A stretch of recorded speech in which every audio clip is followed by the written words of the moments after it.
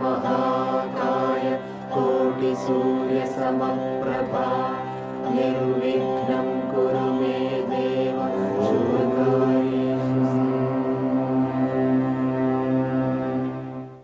സഹദേവനിലാണ്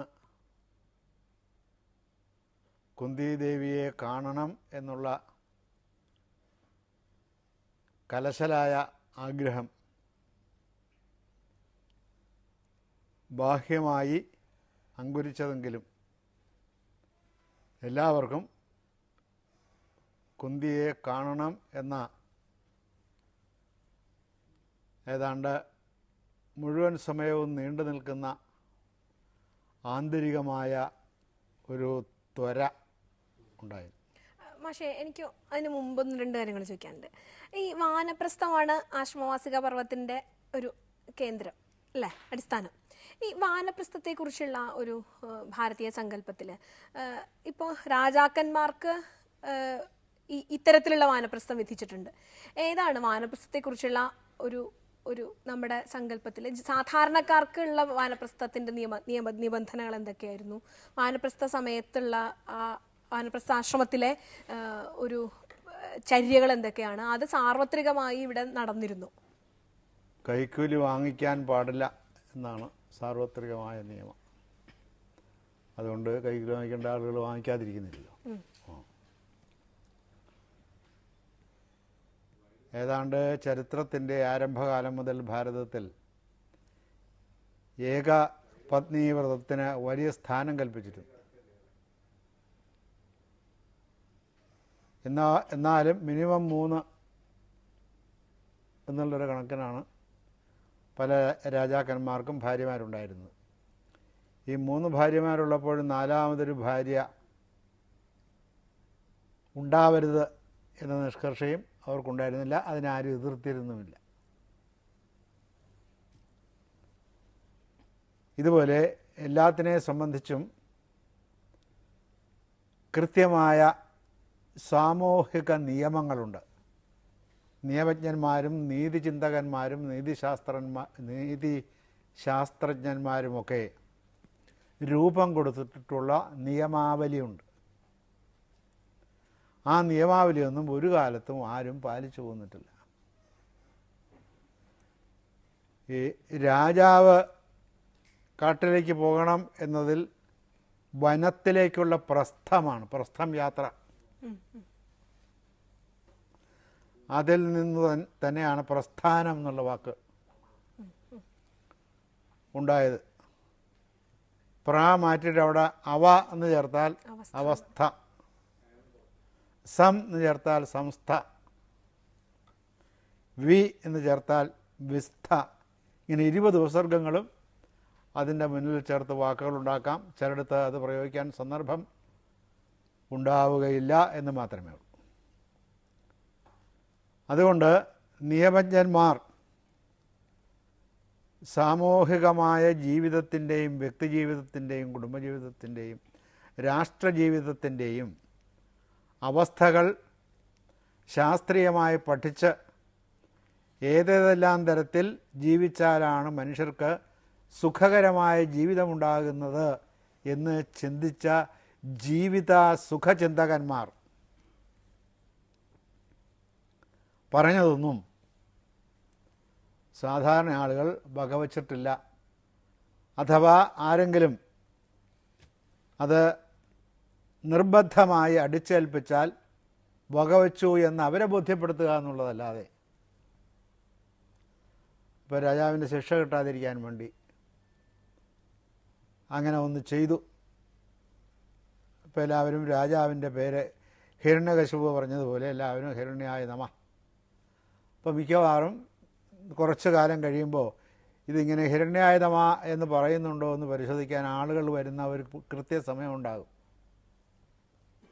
ആ കൃത്യസമയത്ത് മാത്രം ഹിരണ്യായ നമ ഹിരണ്യായ നമ ഹിരണ്യായ നമ എന്ന് പറഞ്ഞാൽ അവനങ്ങോട്ട് തിരിയുമ്പോൾ ഇതിൻ്റെയും കൂടി ഒരു പക എന്നുള്ള നിലയിൽ നാരായണായ നാരായണായ നാരായണായ എന്ന് അദ്ദേഹത്തിൻ്റെ പുത്രൻ മുതൽ ജപിച്ചു പോന്നിട്ടുള്ള, ലംഘിച്ചു പോന്നിട്ടുള്ളതാണ് ആ നിയമം.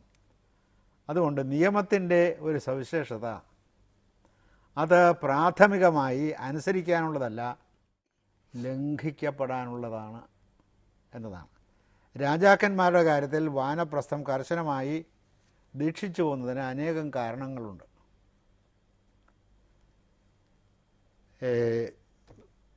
ഇപ്പം രാമൻ രാജാവായി ദശരഥൻ രാജ്യത്വം വിട്ട് അയോധ്യയിൽ രാമനോടുകൂടി രാമനെ കാണണമെന്നുള്ള ആഗ്രഹത്തോടുകൂടി താമസിക്കുന്നു. ഇത്രയും കാലം രാമനെ കണ്ടിട്ടും അയാൾക്ക് മതിയായില്ലെങ്കിൽ പിന്നെ അയാൾക്ക് ഒരിക്കലും ഇത് മതിയാകാൻ പോകുന്നില്ല. ഒരു മനുഷ്യൻ്റെ ഏതെങ്കിലും ഒരു ജീവിത ഘട്ടത്തിൽ വെച്ച് അയാളുടെ ആഗ്രഹങ്ങളുടെ മേൽ ഒരു കടിഞ്ഞാൺ അയാൾ ഇട്ടില്ലെങ്കിൽ ഈ കടിഞ്ഞാൺ തനിയെ അയാളുടെ ആഗ്രഹങ്ങളുടെ കഴുത്തിൽ മൂക്കത്തും വന്ന് വീഴും. അതയാൾ തനിയെ ഇടുന്നതിനേക്കാൾ പ്രയാസമുള്ളതും ദുഃഖകരവും ക്ലേശകരവും അനുഭവിക്കാൻ അസുഖകരവുമായിരിക്കും. ഇപ്പോൾ ഏറ്റവും നല്ലത് നമ്മുടെ ആഗ്രഹങ്ങളുടെ മേൽ യൗവനത്തിലോ പ്രൗഢവയസ്സിലോ വേണമെന്നല്ല, അതൊക്കെ കഴിയുമ്പോൾ ഇതിൻ്റെ പുറത്ത് ഇപ്പോൾ കൂട്ടുന്ന കറികളുടെ എണ്ണം എല്ലാ ദിവസവും 120 തരം കറികൾ കൂട്ടിയാണ് ഉണ്ണുന്നത്. അപ്പോൾ അതിന് ഒരു കറി കുറയ്ക്കാം. 119 തരം, പിറ്റേ ദിവസം ഒരു കറി കുറയ്ക്കാം. ഇങ്ങനെ കുറച്ച് വരുമ്പോൾ കറി വേണ്ട എന്നുള്ള അവസ്ഥയിൽ, ഈ കറി വേണ്ടെന്നുള്ള അവസ്ഥയിൽ നമുക്ക് എത്തുക എന്ന് പറഞ്ഞാൽ കറി വേണ്ടത് മാത്രമല്ല, നമ്മുടെ ജീവിതത്തിന് ആവശ്യമുണ്ടെന്ന് നാം തെറ്റിദ്ധരിച്ചിരിക്കുന്ന പല പദാർത്ഥങ്ങളും ആവശ്യമില്ലാത്തതാണെന്ന് സാക്ഷാത്കരിക്കുകയാണ് അതിൻ്റെ അന്തിമമായ ഫലം. അത് നമുക്ക് മാത്രമല്ല, ലോകത്തിനും ജനങ്ങൾക്കും രാജ്യത്തിനും പിന്നെ അയൽപ്പക്കത്ത് കിടക്കുന്ന രാജ്യങ്ങൾക്കും ഗുണകരമാണ്. അല്ലെങ്കിൽ അവിടെ പോയി കളവ് നടത്തും. ഇപ്പോൾ വലിയ സേനയുള്ള രാജാവ് സേനകളെ പ്രേരിപ്പിച്ച് മോഷ്ടിപ്പിക്കും. രാജാവ് ഒരിക്കലും ചെയ്യാൻ പാടില്ലാത്തതാണ്. എന്താണ്, ഇവരുടെ സമൃദ്ധി കുറയുന്നത് കൊണ്ടാണ് അടുത്ത നാട്ടിൽ പോയി അവർ അവിടെ വളർത്തുന്ന ഗോശാലയിൽ പോയി അവിടെ നിന്നുള്ള പശുക്കളെല്ലാം പിടിച്ച് ഇവിടെ കൊണ്ടുവരുന്നത്. മിൽമ, ആ മിൽമ അങ്ങനെ തന്നെ പൊക്കിക്കൊണ്ടുപോരാൻ സൈന്യത്തിൻ്റെ നായകന് ഉത്തരവ് കൊടുക്കും. അയാൾ പോയി പൊക്കിക്കൊണ്ടുവരികയോ ആ ശ്രമത്തിൽ മരിക്കുകയോ ചെയ്യും, അവർക്ക് വില ഉണ്ടെങ്കിൽ. ഇപ്പോൾ ഈ ആവശ്യങ്ങൾ കുറച്ചില്ലെങ്കിൽ അയൽ നാടിന് പ്രയാസമുണ്ടാകുന്നത് അങ്ങനെ അവിടെ കയറി പച്ചക്കറികൾ ആക്രമിക്കും. വ്യക്തി തൻ്റെ ഒരു സ്വയം നിയന്ത്രണത്തിൻ്റെ ഭാഗമായി തൻ്റെ ആവശ്യങ്ങൾ കുറയ്ക്കുന്നത് ഒരു രാഷ്ട്ര സാമൂഹ്യ സുരക്ഷിതത്വത്തിൻ്റെ കൂടി രാഷ്ട്രമീമാംസയുടെയും ധനശാസ്ത്രത്തിൻ്റെയും കൂടി ഭാഗമാണ്. ധനശാസ്ത്രത്തിന് വലിയ ഏറ്റക്കുറച്ചിലുകൾ, ധനശാസ്ത്രപരമായ ഏറ്റക്കുറച്ചിലുകളില്ലാതെ സമ്പദ് വ്യവസ്ഥയെ നിലനിർത്തുന്നതിൽ ഈ ജീവിതചര്യയിൽ വരുന്ന മാറ്റത്തിന് പങ്കുണ്ട്. പക്ഷേ ഇപ്പോഴത്തെ ഒരു ആധുനിക ലോകക്രമത്തിലെ വ്യക്തിയെ കൂടുതൽ ചിലവിലേക്ക് പ്രേരിപ്പിക്കുക, വ്യക്തിയെ കൂടുതൽ ഒരു കൺസ്യൂമർ സൊസൈറ്റിയുടെ ഭാഗമാക്കി മാറ്റുക, ഉപഭോക്താവാക്കി മാറ്റുക, അത് രാഷ്ട്രത്തിൻ്റെ ഇൻകത്തിന് വലിയൊരു ഘടകമാണ് എന്ന നിലയിലാണ് ഇന്നത്തെ ഒരു ലോകക്രമം മുന്നോട്ട് പോകുന്നത്, അല്ലേ? ഇതിൻ്റെ ഒരു താരതമ്യം എങ്ങനെയാണ്? അതിൻ്റെയാണ് വിഷമം അനുഭവിച്ചുകൊണ്ടിരിക്കുന്നത്. ഇപ്പോൾ കൈക്കൂലി വാങ്ങിച്ച് വരുമ്പോൾ എപ്പോഴെങ്കിലും കയറി പിടിക്കും. അപ്പോൾ അതുവരെ വാങ്ങിച്ചതിൻ്റെ മുഴുവൻ ഉഷ്ണിച്ച് പോഞ്ഞ് വേർത്ത് കുളിച്ച് പിന്നെ അകത്തും കിടക്കേണ്ടി വരും. എത്ര സ്വാധീനമുള്ള ആളാണെങ്കിലും നിയമത്തിൻ്റെ വഴിക്ക് ഒന്ന് സടകുടഞ്ഞ് എഴുന്നേറ്റാൽ ആളകത്തായിരിക്കും. നേരത്തെ മുഖ്യമന്ത്രി ആയിരുന്നിരിക്കും, അല്ലെങ്കിൽ വേറെ വലിയ പാർട്ടിയുടെ തലവനായിരുന്നിരിക്കും. അതൊക്കെ ശരിയാണ്, അതിൻ്റെ ചില ആനുകൂല്യങ്ങളൊക്കെ കിട്ടുകയും ചെയ്യും. എല്ലാവർക്കും ഇരിക്കാൻ ചീനച്ചട്ടി കൊടുക്കുമ്പോൾ ഇയാൾക്ക് നല്ലൊരു സ്റ്റൂൾ കൊടുക്കും. ചീനച്ചട്ടിയിലാകുമ്പോൾ കുളിക്കുകയും ചെയ്യാം, കഴുകുകയും ചെയ്യാല്ല, ഒന്നിനും പിന്നെ പുറത്ത് പോകണ്ട. പക്ഷേ ഇദ്ദേഹത്തിന് എന്ത് കിട്ടും? സ്റ്റൂൾ കിട്ടും. ഈ ഒരു പ്രത്യേക പരിഗണന ഉണ്ടാകും എന്നുള്ളത് ഒഴിച്ചാൽ ആൾ കാരാഗ്രഹത്തിൽ കിടക്കേണ്ട ഒരു ആർക്കും ഒന്നും ചെയ്യാൻ വയ്യാത്ത സ്ഥിതിയാകും. പിന്നെ വേണമെങ്കിൽ ഈ ഇദ്ദേഹത്തിൻ്റെ ഫെർഡിനൻഡ് ഡി സസൂറിൻ്റെ ഭാഷാശാസ്ത്ര നിയമങ്ങളിൽ ഒന്ന് ലഭിക്കും, പരോള്. അങ്ങനൊരു അത് തന്നെ. അങ്ങനെ ആ ഭാഷാശാസ്ത്രം അനുഭവിക്കാം ഇടയ്ക്കിടയ്ക്ക് എന്നുള്ളതല്ലാതെ വേറെ കാര്യമൊന്നുമില്ല. അതിൻ്റെ ടേം തീരുമ്പോൾ വീണ്ടും ഈ ഭാഷാശാസ്ത്രം പോവുകയും ആൾ ജയിലിലേക്ക് പോകുകയും വരും. ഇത് നാം തന്നെ ഈ നിയന്ത്രണം ഏർപ്പെടുത്തി വന്നാൽ പിന്നെ നമ്മളെ പിടിച്ചുകൊണ്ട് പോകാൻ ആൾ വരികയില്ല. നമ്മളിലൊന്നും ഇല്ലതാനും.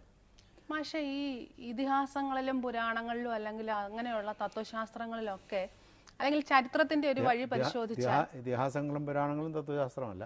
അല്ല, അങ്ങനെയുള്ള നമുക്ക് ഉപദേശങ്ങൾ തരുന്ന പൗരാണികമായ ഗ്രന്ഥങ്ങളിലും മറ്റും നിയമങ്ങളുടെയും നിയമലംഘനങ്ങളുടെയും കഥ പറയുന്നു. അല്ലെങ്കിൽ ഒരു ചരിത്രം പരിശോധിച്ചാൽ ഇപ്പം ഗ്രന്ഥങ്ങളാണെന്നതിനില്ല, നമ്മുടെ ഒരു ജനജീവിത രീതി നോക്കിയാലും നിയമങ്ങളുടെയും നിയമലംഘനങ്ങളുടെയും കഥ പറയുന്നുണ്ട്.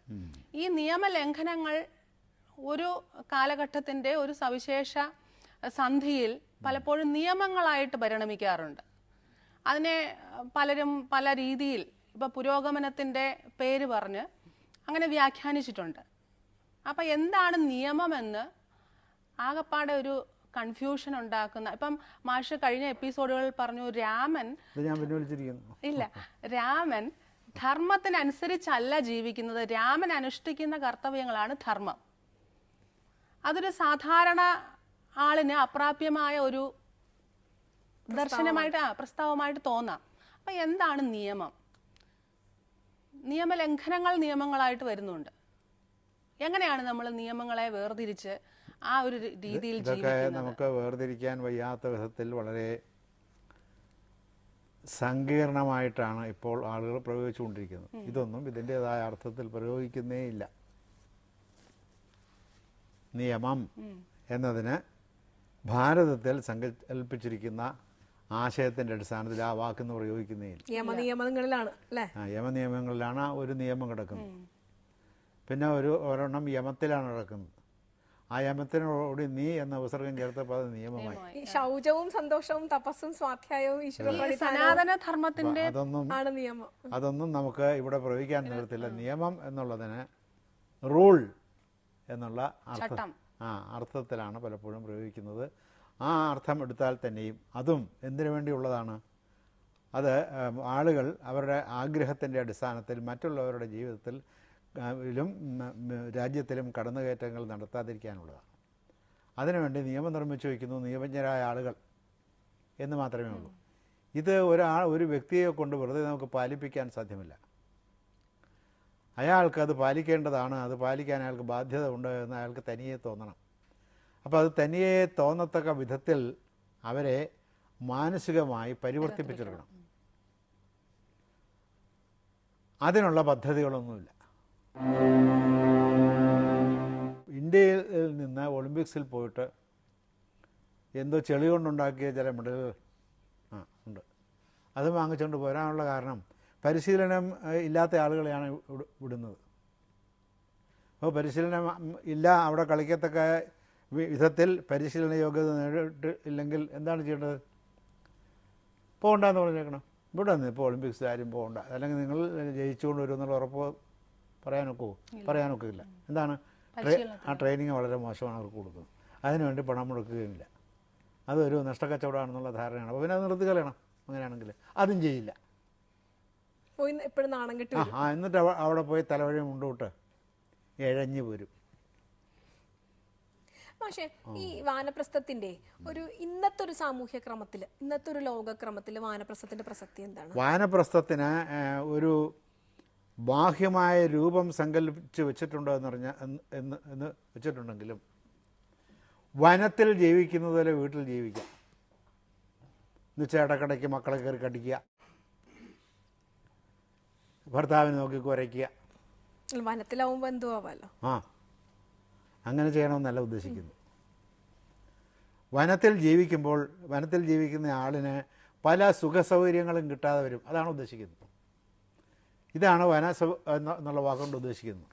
സുഖ സൗകര്യങ്ങളുടെ അഭാവത്തിൽ സന്തോഷത്തോടുകൂടി ജീവിക്കുക. അയ്യോ, വീട്ടിലായിരുന്നെങ്കിൽ ഇപ്പോൾ ഈ സമയത്ത് ഞാൻ പാൽപ്പായസം കുടിച്ചേനെ, അല്ലെങ്കിൽ ഞാൻ ഇത് രസം കൂട്ടി ഊണ് കഴിച്ചേനെ എന്ന് വിചാരിക്കാനല്ല. ആവശ്യങ്ങളൊന്നും ഇല്ലാതെ ആവശ്യങ്ങളെ മനസ്സുകൊണ്ട് നിരാകരണത്തിൻ്റെ ഒരു സുഖമുണ്ട് എപ്പോഴും മനുഷ്യന്. എനിക്ക് വേണ്ട വേണ്ട എന്ന് പറഞ്ഞ് ശീലിച്ചാൽ പിന്നെ വേണ്ടെന്ന് തന്നെയേ പറയുള്ളൂ. അതിനിടയ്ക്ക് വേണമെന്ന് തോന്നുന്നില്ല. ഇതെന്താണ്? ഇതാണൊരു സാധനം. ഇത് നിങ്ങൾ കഴിച്ചിട്ടുണ്ടാവില്ല. ഇല്ല, കഴിച്ചിട്ടുണ്ടാവില്ല. ഇനിയിപ്പോൾ പുതുതായിട്ട് കഴിക്കാൻ ഉദ്ദേശിക്കുന്നത് നിങ്ങൾ തന്നെ കഴിച്ചു. എൻ്റെ പേർക്കും കൂടി ഒരു 10 കൂടി കഴിച്ചു എന്ന് പറയുമ്പോഴുണ്ടാകും. കാരണം ആവശ്യമില്ല ഒന്നാമത്. അങ്ങനെ നിരോധിക്കുകയും നിരാകരിക്കുകയും നിഷ്കാസനം ചെയ്യുകയും ചെയ്യുമ്പോഴുണ്ടാകുന്ന മറ്റെന്ത് ചെയ്താലും കിട്ടാത്ത അനവദ്യ സുഖദമായ ഒരു അനുഭൂതിയുടെ ചിത്തവിദ്രുതികരമായ അവസ്ഥയിലാണ് മനുഷ്യത്വത്തിൻ്റെ പൂർണ്ണതയിലെത്തുന്നത്. അല്ലെങ്കിൽ എപ്പോഴും ഇങ്ങനെ കെട്ടിയിട്ടിരിക്കുന്ന പശു പച്ചപ്പ് കണ്ടതുപോലെ ഇരിക്കും. നല്ല കറുകപ്പുല്ല് നിൽക്കാൻ കെട്ടിയിട്ടിരിക്കുകയാണ്, പക്ഷേ എപ്പോഴും ഈ കറുകപ്പുല്ലിലേക്ക് നോക്കിക്കൊണ്ട് തന്നെ ഇരിക്കും. ഇത് ചെയ്യാതിരിക്കുന്ന സാമൂഹിക, മാനസിക, ആധ്യാത്മിക അവസ്ഥയുടെ പേരാണ് വനം. അല്ലാതെ വനത്തിൽ പോയി വാനപ്രസ്ഥമാണെന്ന് പറഞ്ഞാൽ വനത്തിൽ പോയി താമസിച്ചിട്ട് കള്ളത്തടി വെട്ടി ലോറിക്കടിക്കുന്നതല്ല. അപ്പോൾ തടിയുമായിട്ടും വനത്തിലെ വിഭവങ്ങളുമായിട്ടും വനത്തിലെ ആദായവുമായിട്ടും യാതൊരു ബന്ധവുമില്ല. അപ്പോൾ എന്ത് അർത്ഥത്തിലാണ് ഈ വനം എന്നുള്ളത് പ്രയോഗിക്കുന്നത്? അയാൾ സർവ്വസുഖങ്ങളും ത്യജിച്ചിരിക്കുന്നു. സർവ്വസുഖങ്ങളെന്ന് പറഞ്ഞാൽ എങ്ങനെയുള്ള സുഖങ്ങൾ? സുഖമാണ് എന്ന് മനുഷ്യൻ ധരിച്ചിരിക്കുന്ന കുറേ സുഖങ്ങളുണ്ട്. ആ സുഖമെല്ലാം ത്യജിച്ചു. കാരണം ഇവരതെല്ലാം അനുഭവിച്ചു പോകുന്നതാണ് അതുവരെ. ഇപ്പോൾ കാട്ടിൽ പോയി താമസിക്കുന്ന, നേരത്തെ പറഞ്ഞ ശതയൂപനുണ്ട്. ശതയൂപൻ എന്നുള്ളത് അദ്ദേഹത്തിൻ്റെ പേരല്ല. ആ ആശ്രമത്തിൽ, ശതയൂപൻ്റെ ആശ്രമത്തിലാണ് ധൃതരാഷ്ട്രവും ഗാന്ധാരിയും കുന്തിയും കൂടി പോയി താമസിക്കുന്നു. നല്ല ആശ്രമം. ശതയൂപൻ എന്ന് വെച്ചാൽ 100 യാഗങ്ങൾ നടത്തിയവനെന്നാണ് അർത്ഥം. അപ്പോൾ അത്ര സമൃദ്ധി ഉണ്ടായിരുന്ന ഭൗതികമായ ഐശ്വര്യത്തിൻ്റെയും സമൃദ്ധിയുടെയും അതിതുംഗതയിൽ എല്ലാവരിലും അസൂയ ജനിപ്പിച്ചുകൊണ്ട് ജീവിച്ചു പോന്ന, ഭൗതിക പ്രധാനമായ ജീവിതം നയിച്ചിരുന്ന എല്ലാവരെയും തൻ്റെ സൈനിക ശക്തി കൊണ്ട് കിട്ടുകിട്ട വിറപ്പിച്ച ഒരാളായിരുന്നു. ഇനിയിപ്പോൾ കിട്ടുകിട്ട എന്നല്ലെങ്കിൽ കുട്ടുകുട്ട എന്നായിക്കോട്ടെ, വിറപ്പിച്ച ആളായിരുന്നു. ആര്? ശതയൂപൻ. യൂപൻ എന്ന് വെച്ചാൽ എന്താണ്? തിരി കത്തിക്കുന്ന കുറ്റിക്കാണ് യൂപം എന്ന് പറയുന്നത്. അത് യജ്ഞത്തിൽ ഹോമിക്കാൻ പോകുന്ന മൃഗത്തെ കെട്ടിടാനുള്ളതാണ്. അങ്ങനെ 100 കുറ്റികളിൽ മൃഗങ്ങളെ കെട്ടിയിട്ടു എന്നാണ് വാക്കിൻ്റെ അർത്ഥം. അതെന്തിനു കെട്ടിയിട്ടതാണ്? അത് യാഗം നടത്താനാണ്. അപ്പം 100 യാഗം കൊണ്ടുവന്ന് 99 വെച്ച് ഇതെങ്ങനെയും മുടക്കിക്കളയുക എന്നുള്ളതാണ് ദേവേന്ദ്രൻ്റെ ഒരു പരിപാടി. അപ്പോൾ ദേവേന്ദ്രനുമായിട്ട് സന്ധി ഉണ്ടാക്കിയിട്ട് 100 യാഗവും നടത്താനുള്ള അനുവാദം കൊടുത്തു. അതിൻ്റെ പുണ്യവും ഉണ്ടായിരിക്കും. പക്ഷേ ഈ പദവി മാത്രം കിട്ടില്ല. പദവിയുടെ കാര്യത്തിൽ ചെറിയൊരു അഡ്ജസ്റ്റ്മെൻറ്റ്. ഈ കൂടുതൽ ഇന്നത്തെ സാമൂഹ്യ ക്രമത്തിൽ വൃദ്ധസദനങ്ങൾ കൂടുന്നൊരു കാലത്ത്, ഉപേക്ഷിക്കപ്പെടുന്ന വാർദ്ധക്യങ്ങൾ കൂടുന്നൊരു കാലത്ത്, ഇപ്പം ഒരു മുതിർന്ന വൃദ്ധാവസ്ഥയിലേക്ക് നീങ്ങുന്ന പലരുടെയും പരാതിയാണ് നോക്കാൻ ആളില്ലാത്ത അവസ്ഥ. ഇതൊക്കെ ഒരു വാനപ്രസ്ഥം എന്നുള്ളൊരു സങ്കല്പത്തെ കൃത്യമായി, വാനപ്രസ്ഥം എന്നുള്ള സങ്കല്പം അതുമായിട്ടൊന്നും യാതൊരു ബന്ധമില്ല. നോക്കാനാളില്ലാത്തത് മക്കളില്ലാത്തതുകൊണ്ടാണ്. അല്ല, അങ്ങനെയല്ല. ഒരാൾക്ക് ഒരു മകൻ അല്ലെങ്കിൽ ഒരു മകളായിരിക്കും, അവനോട് പോയി അല്ല, അങ്ങനെയല്ല. ഈ സംരക്ഷിക്കേണ്ടതാണ് എന്നുള്ളതിനപ്പുറത്ത് ഒരു അപ്പൊ ഇതൊക്കെ ഒരു തെറ്റായ പ്രവണതയാണെന്ന് പറയാൻ പറ്റില്ലല്ലോ വാനപ്രസ്ഥത്തിന്റെ സങ്കല്പത്തില്. കാരണം അവർ വീട്ടിൽ നിന്നും മാനസികമായി വിടുതൽ നേടിയിരിക്കണം ആ പ്രായമാവുമ്പോഴേക്കും. തെറ്റാണെന്ന് ആര് പറഞ്ഞു? അങ്ങനെ പോകണമെന്നാണ് ഈ പറയുന്നത്. അപ്പോൾ വനത്തിൽ പോയില്ലെങ്കിലും ഈ വനത്തിൽ പോകുന്നു, വനത്തിൽ പോയി ജീവിക്കുന്നു എന്ന് പറഞ്ഞതുകൊണ്ട് എന്താണോ ഉദ്ദേശിക്കുന്നത് ആ ഉദ്ദേശം വീട്ടിനകത്ത് കസേരയിലിരുന്നു കൊണ്ട് അവർക്ക് അനുഷ്ഠിക്കാൻ പറ്റും. അപ്പോൾ ഒരുത്തൻ ഇവിടെ നിങ്ങോട്ട് പഠിച്ചു കളഞ്ഞേച്ചേ, വീട്ടിലെ ഇത് +2 പഠിക്കുന്ന അവിടുത്തെ ഏറ്റവും ഇളയ ആളിങ്ങനെ പോവുകയാണ്. അപ്പോൾ ഇയാളിങ്ങനെ നോക്കിക്കൊണ്ടിരിക്കുക. അപ്പോൾ അവന് തീരെടാ ഇങ്ങനെ ചെയ്യരുതെന്ന് പറയരുത്. അപ്പോൾ അവൻ വിചാരിക്കും ഈ മുതുക്കനൊന്നും ചാകുകയുമില്ല, എന്നിട്ട് ബാക്കിയുള്ളവർ ചെയ്യുന്നതൊക്കെ അബദ്ധമാണെന്ന് പറയുകയും ചെയ്യുന്നു. ഇതുപോലെ തന്നെയായിരുന്നു ഇങ്ങൊരു നേരത്തെ മുടി വെട്ടിച്ചപ്പോൾ അന്ന് കെട്ടിവയ്ക്കുകയാണ്. അപ്പം അന്ന് ഈ മുടി ക്രോപ്പ് ചെയ്ത് കളഞ്ഞ കാലത്ത് അന്നത്തെ കിളവന്മാർ ഇവരുടെ നേരെ ആക്രോശിച്ചിട്ടുള്ളതാണ്. അപ്പോൾ വിചാരിച്ചോളം തലതെറിച്ചവൻ എന്തെങ്കിലും കാണിച്ചുകൊണ്ട് അവൻ്റെ വഴിക്ക് പോട്ടെ. ഇപ്പോൾ ഇങ്ങനെയാണ് മുടി വെട്ടുന്നത്. മുടി വെട്ടാത്ത കാലം ഉണ്ടായിരുന്നു. പിന്നെ ഇത് ഇപ്പോൾ ഭഗവാൻ കൃഷ്ണനും മറ്റും ഒന്ന് പുറത്ത് പോകണമെങ്കിൽ എന്തായിരുന്നു പാടെന്ന് ആലോചിക്കുന്നത്. മുടി കെട്ടിവെച്ച് കമ്മൽ, അദ്ദേഹത്തിൻ്റെ പീതാംബരത്തിന് യോജിക്കുന്ന തരത്തിലുള്ള നിറത്തോടു കൂടിയ കമ്മലിട്ട് കണ്ണാടിയുടെ വീണ് ഇങ്ങനെ ഒന്ന് കുലുക്കി നോക്കി. അപ്പോൾ ആ കുലുക്കവും മിന്നും തലമുടി വേർപെടുത്തു തൂർത്തു നെറുകയിൽ നിർത്തി കെട്ടി വിടാൻ പുള്ളിക്ക് അത്യാവശ്യമായിട്ടൊരിടത്ത് പോകണമെന്ന് വന്നാൽ അത്യാവശ്യമായിട്ട് പോകാനേ സാധിക്കില്ല. മാലകളൊക്കെ ഇടണ്ടേ? മാലകളെല്ലാം ഇടണം. പിന്നെ എന്താണെന്ന് വെച്ചാൽ ഈ 16,008 ഭാര്യമാരുണ്ട്. അവർ 16,008 പേരും കൂടി ഓരോ പദാർത്ഥങ്ങളുമായിട്ട് നിൽക്കുകയാണെങ്കിൽ അതെല്ലാം അണിയിക്കേണ്ട സ്ഥലത്തൊക്കെ അണിയിച്ച് അദ്ദേഹത്തെ പെട്ടെന്ന് വിടാൻ സാധിക്കും. അദ്ദേഹം പെട്ടെന്ന് പോകേണ്ടൊരു അങ്ങനെ ആയിരിക്കും ചെയ്യുന്നതാണ് എനിക്ക് തോന്നുന്നത്. ചമഞ്ഞൊരുങ്ങുക. ചമഞ്ഞൊരുങ്ങുക. ഇത് കഴിഞ്ഞിട്ട് പിന്നെ ലേപനങ്ങൾ തയ്ക്കുന്നൊരു പരിപാടിയുണ്ട്. അംഗരാഗങ്ങൾ, കുറിക്കുട്ടുകൾ, അതൊക്കെ ഇട്ടിട്ടാണ് മൂപ്പരാൻ ഈ തേരോടിക്കാൻ പോകുന്ന പോക്കാണ് ഈ കാണുന്നത്. ഇത് ഇന്ന് ആരെങ്കിലും ചെയ്യുന്നാൽ നമ്മൾ സമ്മതിക്കുമോ? ഇവനെന്താ ഭ്രാന്തോ? പണ്ടത് ചെയ്തിരുന്നപ്പോൾ എല്ലാവരും അനുമോദിച്ചിരുന്നു ഭഗവാനെ. അപ്പോൾ ഈ വനത്തിലിരിക്കുക എന്ന് പറഞ്ഞാൽ, വാനപ്രസ്ഥം അനുഷ്ഠിക്കുക എന്ന് പറഞ്ഞാൽ, ചെറുപ്പക്കാരായ പിള്ളേരായ വീട്ടിലുള്ള അംഗങ്ങൾ അവരുടെ ഇപ്പോഴത്തെ സാമൂഹിക സ്ഥിതിക്ക് ഇപ്പോഴത്തെ പരിഷ്കാരം എന്താണോ ആ പരിഷ്കാരത്തിനനുസരിച്ച് അവർ ജീവിച്ച് അവരുടെ പാട്ടിന് പോട്ടെ എന്ന് വിചാരിക്കണം. അപ്പം അതിലിടപെടരുത്. അപ്പോൾ സാധാരണ മനുഷ്യ ജീവിതത്തിൽ ഇടപെട്ട് അവരെ അനാവശ്യമായി തിരുത്താൻ ശ്രമിക്കാതെ, പിന്നെ ചില കാര്യങ്ങളിൽ ഇടപെടേണ്ടി വരും. അത് വനത്തിലിരുന്നാലും വനത്തിൽ നിന്ന് തിരിച്ചു വന്ന് ഇടപെടേണ്ടി വരും. അതായത് ജനപീഡകരമായ കാര്യം, അല്ലെങ്കിൽ ഇവനിങ്ങനെ ഇവിടെ വടിച്ച് എന്നിട്ട് മുകളിലോട്ട് ഇങ്ങനെ ഈ മുള്ളംപന്നിയുടെ മുള്ളു പോലെ മുടിയും വെച്ചുകൊണ്ട് പോകുന്നവൻ മറ്റേ ഇതിനായിരിക്കും പോകുന്നത്, ഡ്രഗ്സ് ട്രാഫിക്കിൻ്റെ ആളായിരിക്കും. അപ്പോൾ പിടിക്കണം. അപ്പോൾ പിടിച്ച് കഴുത്തിന് കൊടുക്കട്ടെ, അനങ്ങിയാൽ വലിയ മൃഗത്തെ വിധത്തിൽ അവിടെ കെട്ടിയിടാനുള്ള കരുത്ത് ആ വീട്ടിലെ ഏറ്റവും പ്രായം കൂടിയ ആളിനുണ്ടാകണം. അല്ലെങ്കിൽ അത് ചെയ്യണം. അല്ലാത്ത കാര്യങ്ങളിലെല്ലാം അവരെ അവരുടെ സ്വാതന്ത്ര്യത്തിന് വിട്ടു കൊടുക്കുക എന്നുള്ളതാണ് വാനപ്രസ്ഥത്തിൻ്റെ ഒരു കാര്യം.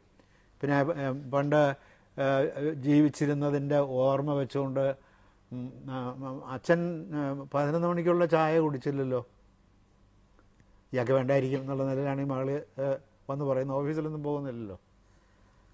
എനിക്ക് വേണ്ട മുളകേ, ആ ചോദ്യത്തിൽ അല്ല ഒരു എരിവുണ്ട് ആ ചോദ്യത്തിലേ. അതുകൊണ്ടാണ് അപ്പോൾ മുളകെ എന്ന് വിളിക്കേണ്ടി വരുന്നത്. അതുകൊണ്ടാണ്. അല്ലാത്തപ്പോൾ മകളെ എന്ന് വിളിക്കാം. അപ്പോൾ ഇത് ഇന്നെല്ലാം ഇങ്ങനെ ഒഴിവാക്കി കഴിയുമ്പോൾ മകളുടെ ഭർത്താവ് പറയും, കളവനെ കൊണ്ട് വലിയ ശല്യമില്ല. ഒരു ശല്യമില്ല. പണ്ട് എന്തായിരുന്നു ഒറ്റക്കടിക്ക് ഇവനൊരു രാജ്യത്തിലെ ആളുകളുടെ ശരീരത്തിൽ മുഴുവനും കടിയേൽപ്പിച്ചവനാണ്. ഇപ്പോൾ അതാ കിടക്കണം. പക്ഷേ ഈ വാനപ്രസ്ഥം എന്ന് പറയുന്നത്, അല്ലെങ്കിൽ ആശ്രമധർമ്മങ്ങളെല്ലാം തന്നെ മാനസികമായ ഒരവസ്ഥയുടെ ഭാഗമാണോ?